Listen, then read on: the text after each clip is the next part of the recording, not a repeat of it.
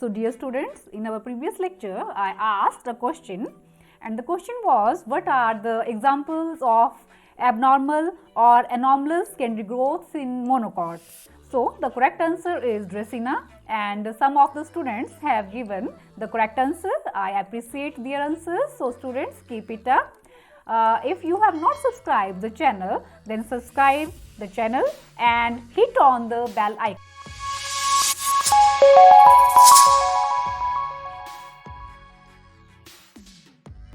So students, today's topic is also Dracaena. In Dracaena, anomalous or secondary growth occurs. The term anomalous simply means abnormal, which is not normal. Any deviation from normal type of secondary growth is regarded as anomalous secondary growth. Normally, the secondary growth does not occur in monocots, as all of you know, and as they do not possess vascular cambium and the vascular bundles are closed, growth in thickness of some arbuscent forms such as palms occurs by the activity of primary thickening meristems. However, in some monocots, a very special kind of secondary growth takes place. For example, in case of Dracaena. Other monocots are Agave, Yucca, Aloe and Veratrum, etc. But we have to discuss Dracaena. Secondary growth in Dracaena is regarded as abnormal because it is a monocot, and normally secondary growth does not occur in monocots. The primary structure of Dracaena stem shows the presence of epidermis, parenchymatous ground tissue and many vascular bundles scattered in ground tissue. The primary vascular bundles are conjoined, collateral and arch and closed, that is, cambium is absent. Each vascular bundle is surrounded by sclerenchymatous bundle sheath. The cells of sheath are more towards the outside and they are very thick walled.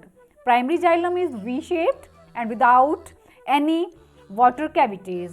The metaxylem vessels occupy two arms of V of the protoplasm occupying the angle. The small amount of phloem lies between the two arms of V. During the initiation of secondary growth, parenchymatous cells of ground tissue outside the primary vascular bundle become meristematic. They develop a ring of cambium. The cells of cambium divides this cambium. The cells of cambium divide and redivide to form multi-layered zone of meristematic cell, and this cambium does not produce phloem towards outside and xylem inside, as in case of normal secondary growth. Instead, the cells of this cambium divides mostly by tangential divisions and the new cells are arranged radially. The cambium layer cuts a comparatively large number of cells towards inner side as compared to outer side. All the cells produced from this cambium remains meristematic in the beginning, and most of them finally differentiate into parenchymatous cells, but a few still remain meristematic. The parenchymatous cells form conjunctive tissue, and here this is the conjunctive tissue where the cursor is moving. This one, a few cells towards inner side which remains meristematic form secondary vascular bundle. These secondary vascular bundle, these are the secondary vascular bundles.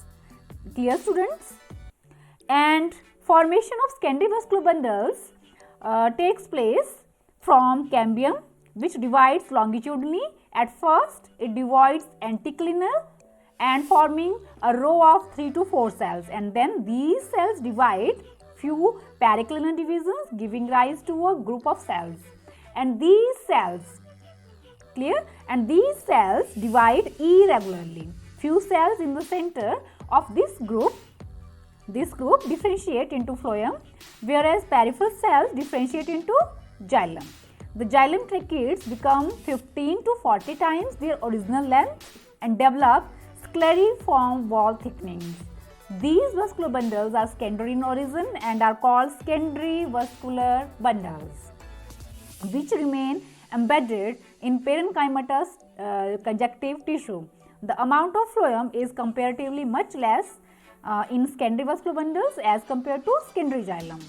Xylem may consist of tracheids and such type of secondary vascular bundle in which phloem is surrounded by the many secondary vascular bundles. The xylem mainly consists of tracheids, and such type of secondary bundle in which phloem is surrounded by xylem is called, as you know, it is called amphivessel type of concentric vascular bundle, and they are usually oval in shape and arranged in more or less distinct radial files.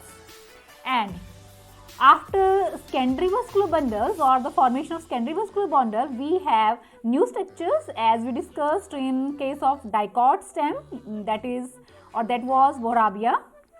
Formation of protective layers, clear? And this is the protective layer, that is cork. This is cork. A periderm resembling to that of dicots is not formed in monocots. In Dracaena, the outer protective covering is in the form of cork and the primary cortical cells below epidermis, and this is epidermis and this is cork. There are initial cells. In the other words, we can say epidermis acts as initials, and these initials lie in irregular and broken lines. Each initial cell divides by tangential divisions, giving rise to 3 to 8 cells arranged in radial row. The tangential bands of these cells are called stories or form stories. These cells become fibrillized and form the cork or phallum. Cork is also known as phallum, and thus undivided cortical cells which may become fibrillized. These are the protective coverings in case of Dracaena stem, consisting of alternating and overlapping layers of storied cork. Fibrillized cortical cells and unfibrillized crust cortical cells are present there in cork stories or storied cork.